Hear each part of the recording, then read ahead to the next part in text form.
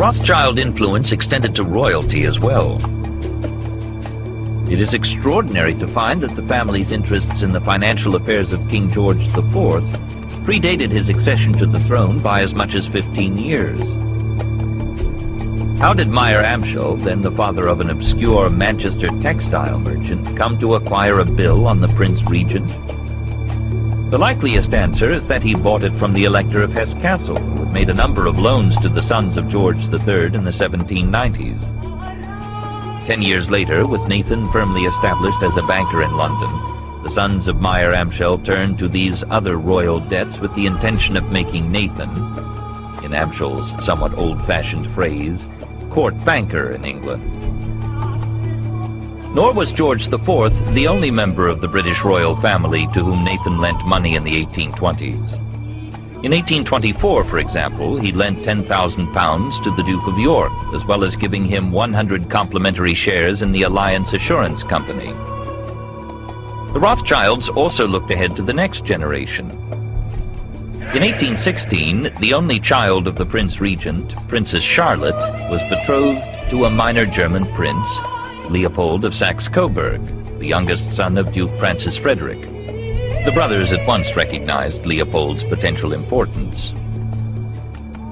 Not for nothing did one Rothschild writer of the 1840s point out the similarity between the House of Rothschild and the House of Saxe-Coburg-Gotha, those two extended German families which were to rise from obscurity to glory in the course of the 19th century. Indeed, theirs was to be an almost symbiotic relationship. The 3.5 million gulden lent to the Saxe-Coburgs by the Frankfurt House between 1837 and 1842 was only one aspect of the connection. Of greater importance was the support which the Rothschilds gave to those members of the family who left Coburg in search of new thrones elsewhere. Not that the Rothschilds lost interest in the question of the British succession following Princess Charlotte's death. When the Prince Regent's brother, the Duke of Kent, set off for Germany to marry Victoria of Saxe-Coburg, he took with him a letter of credit on the Frankfurt Rothschilds. When the marriage produced a daughter, Victoria, who at once became next in line to the throne, Nathan hastened to offer the proud father financial advice and his exclusive messenger service. Nathan's sons continued to act as the Duchess's banker after the Duke's death, relaying money to her brother Ferdinand of Saxe-Coburg. These tenuous links were enhanced by careful cultivation of Leopold of Saxe-Coburg, who later became King Leopold I of the Belgians. Nor was his nephew Albert above turning to the Rothschilds for financial assistance after he became Queen Victoria's prince consort.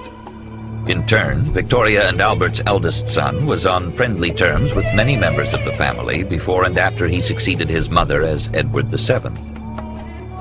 The list of Victorian politicians who were close to the Rothschilds is a long one. Lionel's campaign for admission to the House of Commons in the late 1840s and 1850s enjoyed support from Whigs like Lord John Russell and Peelites like Gladstone, but also protectionist Tories like Disraeli and Lord George Bentinck.